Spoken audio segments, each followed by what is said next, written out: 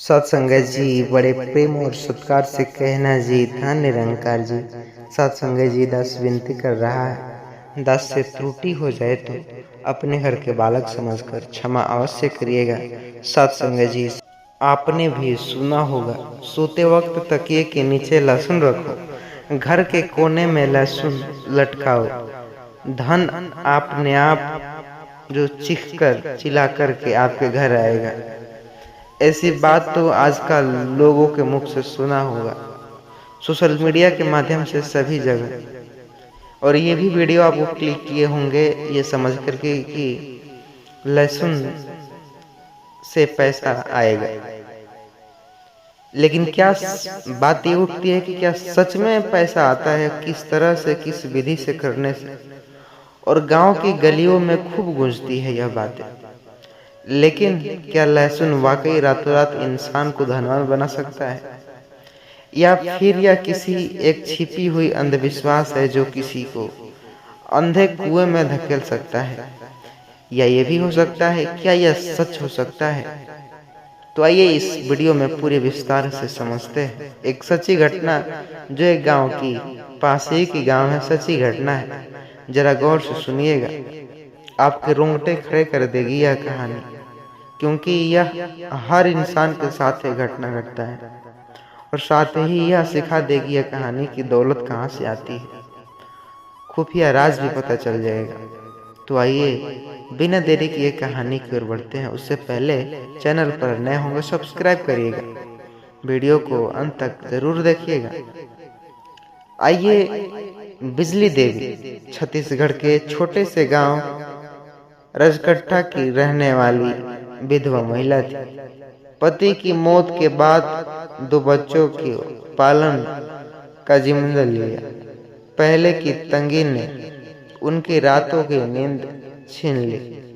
एक दिन गांव के जो हाट बाजार में एक बाबा आए थे और उनमें भीड़ लगी थी कि कह रहे थे, लहसुन ऐसे करने से, लहसुन अपने पास रखने से धन की कमी नहीं होगी, धन की बारिश होगी।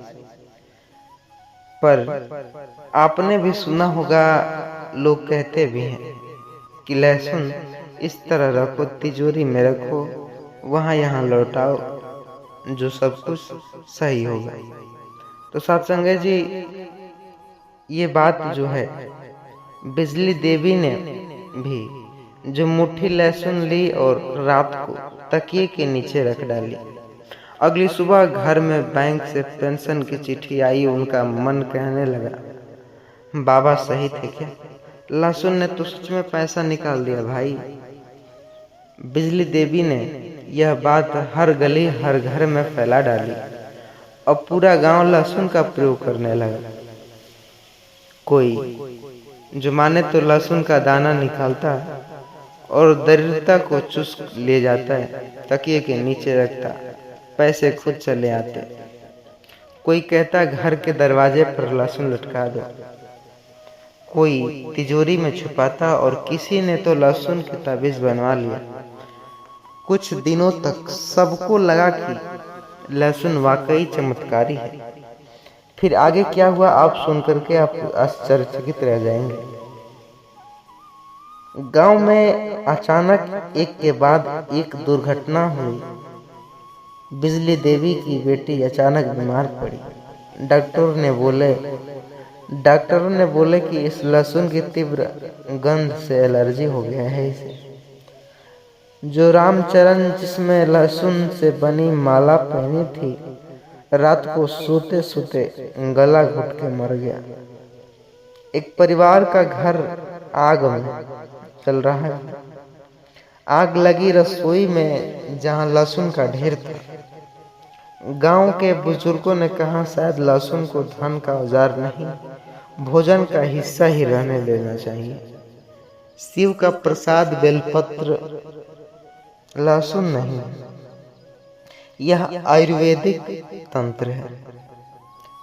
पास के शहर में संत निरंकारी जो बाबा के प्रवचन, बिजली देवी पहुंची वहां। बाबा जी से कहा, देखिए जी सुनिए, लहसुन एक औषधि है, पूजन सामग्री नहीं। तुमने जिस चीज को भोजन से उठाकर तिजोरी में रखा, वह अब तुम्हारा स्वास्थ्य लूटेगा। धन खींचता नहीं, सेवा, श्रद्धा और सत्संग से लहसुन नहीं। बिजली देवी तो अचानक से जो सन रह गई और सोचने लगी। उन्हें एहसास हुआ, मैंने केवल एक जो गंध और भ्रम में अपने विश्वास को गिरवे रख दिया। बाबा जी ने तीसरी बातें भी सिखाई। प्रभु का नाम ही सबसे बड़ा धन है। सेवा में जो मिलता है वो अस्थाई होता है। जो चीज खाने की है, जो उसे पूजने लगे तो नुकसान होता है। बिजली देवी ने उसी रात लहसुन का ढेर मंदिर में दान कर दिया और कहा, बाबा अब मैं लहसुन नहीं, सच्चे मन से जो कि नाम लूंगा और अपने अपने घरों को रोशनी बढ़ाऊंगा। बिजली देवी ने गांव में सच्चे नाम का सत्संग कराया। वहीं गरीब बच्चों को पढ़ाना शुरू किया। कुछ महीने बाद उन्हें भी सरकारी नौकरी। योजना के अंतर्गत एक सिलाई केंद्र चलाया गया, जहां लाखों लोग एकत्रित होकर सिलाइयां सीख रहे थे। अब बात ये उठता है कि क्या चमत्कार होता है क्या उन दिनों। वहीं कुछ महीना उन्हें सरकारी योजना के अंतर्गत सिलाई सिखाई के बाद रोजगार आया, सामान आया और अंधविश्वास भी आया। अब कोई तिजोरी में लहसुन नहीं रखा। लोग कहते लहसुन से नहीं, लगन से मिलता है धन। लहसुन न धन देता है, न कि जो आप जुड़े रहेंगे। सत्संग जी न हरकत करता है। वह तो सिर्फ एक कुदरती औषधि है जो तमाम प्रकार के रसोई घरों में मिलता है। जो सतगुरु से जुड़ा है उसे यह बताने की जरूरत नहीं होगी। उसे धन नहीं, दर्शन चाहिए। जो चुपचाप भोजन में मिले हैं उसे अलमारी में बंद कर दो। निष्कर्ष यह निकलता है कहानी से कि सत्संग जी, अंधविश्वास एक ऐसा काम जो सतगुरु की सेवा और विश्वास से बड़ा। सतगुरु की सेवा और अपने मन के पवित्र तो धन नहीं। शांति, आत्मा बल और प्रबल, ये जो तीनों है अडिग है। सत्संग जी, प्रेम और सत्कार से कहना जी, धन निरंकार जी। चैनल पर नए होंगे सब्सक्राइब करिएगा और इस वीडियो को जरूर मित्रों के साथ शेयर करिएगा ताकि हर कोई समझ सके सत्संग जी सच्चाई। और साथ वीडियो को लाइक करिएगा और कमेंट में कमेंट जरूर करिएगा सत्संग जी। प्रेम और सत्कार से कहना जी, धन निरंकार जी। सत्संग जी, अक्सर भारतवर्ष में लाखों लोग शिव भक्त हैं। प्रतिदिन शिवलिंग पर बेलपत्र चढ़ाते हैं, लेकिन कुछ लोग चुपचाप वही बेलपत्र उठा लेते हैं और माने तो प्रसाद खा लेते हैं, मानकर, यह मानते हुए कि इसमें मनोकामना छुपी हुई है, इनसे मनोकामना पूर्ण होंगी। क्या यह सही है? क्या यह आस्था है या अंधविश्वास? या इससे होगा विनाश, या इससे लाभ होता या विनाश होगा? और जब यह सवाल की अनपढ़ ग्रामीण महिला की जिंदगी में तूफान बनकर आता है, तो शुरू होती है एक ऐसी सच्ची घटना सत्संग जी जो सही है, जो सच्ची घटना है, जो आपको झकझोर कर रख देगी, आपको रुला देगी और सच्चे भक्त की परिभाषा भी सिखा जाएगी। यह कहानी इतने ज़्यादा इंटरेस्ट होने वाली है कि आप इस वीडियो को पूरा अवश्य सुनिएगा। चैनल पर नए होंगे सब्सक्राइब करिएगा। इस प्रकार की कहानी कहीं नहीं मिलेगा आपको। तो आइए बिना देरी किए कहानी को पढ़ते हैं। मैना देवी बुंदेलखंड के छोटे से गांव बरखेरा की एक 38 वर्षीय महिला थी। 3 बेटियां, 1 बेटा। घर की पूरी जिम्मेदारी उन्हीं पर थी। पति भोलाराम एक शराबी था जो काम से ज्यादा गांव के मंदिर में पंडितों की सेवा करता, वहीं पड़ा रहता। मैना हर सोमवारी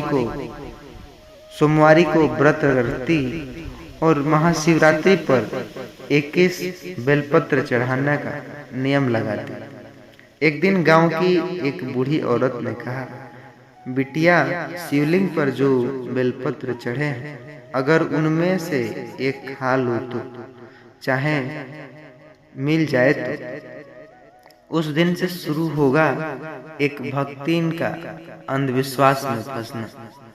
एक सोमवार पूजा के बाद जब सब चले गए, मैना ने शिवलिंग से बेलपत्र उठाया और खा लिया। उसी दिन शाम को उसके घर एक पुरानी साहूकार का बेटा आया और बोला, तुमने जिस पुरानी कर्ज की रसीद खो दी थी वह मिल गई, तुम्हारा कर्ज माफ हो गया। मैना को लगा कि शिव में सुन ली मेरी। वह तो हर सोमवारी एक बेलपत्र खाती और उसे लगता कि उसकी किस्मत बदल रही हो। कुछ ही हफ्तों में मैना के घर में एक के बाद एक अनहोनी हुई। बेटी बीमार पड़ी, कोई कारण नहीं मिला कि कैसे। पति अचानक जो कहीं चले गए, मंदिर से निकल दिए। गाय दूध देना बंद कर दी थी, जबकि बिल्कुल स्वस्थ थी। गांव वाले कहने लगे, कहीं कोई भूल तो नहीं हो गई तुमसे। बुजुर्ग दादी ने कहा, मैना, शिवलिंग पर चढ़ा बेल खाना शिव का प्रसाद नहीं, तुम्हारी परीक्षा है। तूने प्रसाद समझकर जो समझा पर चढ़ाया, वह बेलपत्र देवताओं को समर्पित होता है। खाना है तो नाम, सेवा और क्षमा खाओ। एक दिन पास के गांव में सत्संग निरंकारी जो हुआ, वहां एक संत ने कहा, सच्चा भक्त वही है जो दे छीनता नहीं, जो शिव को समर्पित हो। उसे वापस अपने जो लिए मत लो। शिवलिंग पर चढ़ाया बेलपत्र प्रतीक है त्याग का। उसे खाना यानी त्याग को वापस खाना जा सकता, और ये भक्ति नहीं, मोह है। मैना को झटका लगा। उसे समझ आया कि वह एक जो कह रही थी वो पूजा नहीं, स्वार्थ थी। उस रात मैना ने पूरी रात शिव के सामने रोते हुए प्रार्थना किया, हे प्रभु, मैंने प्रसाद समझकर खाया, अब जान गई यह मेरी परीक्षा। अगर तू चाहे तो सब ठीक हो सकता है। अब मैं नहीं खाऊंगी, अब मैं सिर्फ सेवा करूंगी। उसी रात सपना आया। बोले, प्रभु, बेटी, तूने जो खा लिया वह विश्वास जो कि पर अधूरा है। अब तू जो देगी वह सेवा होगी, और सेवा में शक्ति है। अगले दिन से मैना ने 3 काम शुरू किए। हर रोज बेलपत्र मंदिरों में देती, पर किसी जरूरतमंदों को दूध या दवा भी देती। मंदिर की सफाई करती, लेकिन मन में स्वस्थ रखती।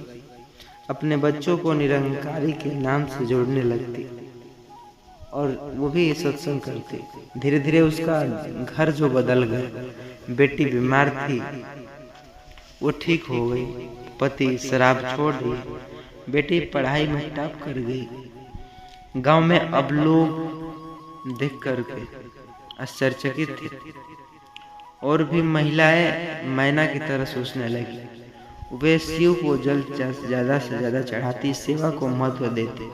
बेलपत्र अब सिर्फ चढ़ाती नहीं, बल्कि वह प्रतीक बन गया श्रद्धा और समर्पण का।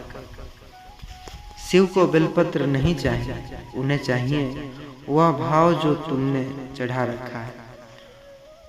अगर तुमने वही भाव अपने लिए खा लिया तो समझो भक्ति नहीं बची। भक्ति का स्वाद तब मिलता है जब उसे किसी और को परोस दो।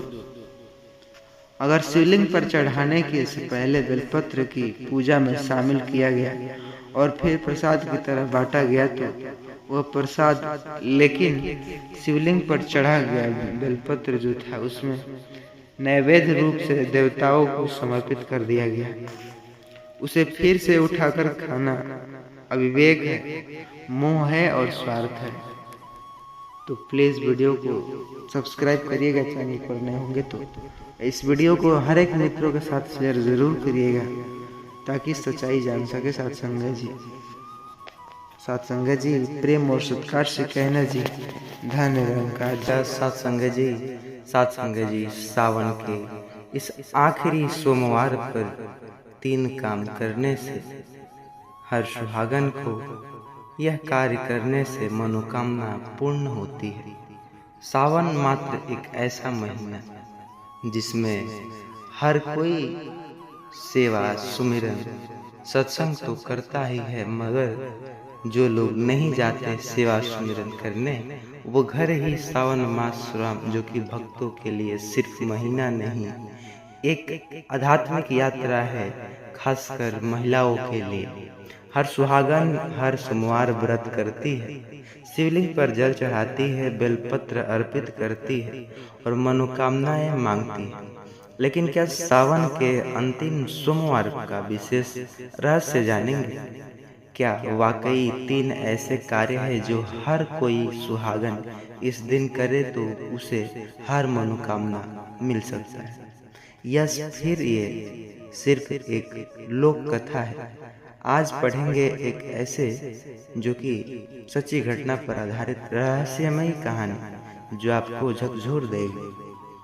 तो प्लीज़ वीडियो को पूरा देखिएगा, चैनल पर नए होंगे सब्सक्राइब करिएगा।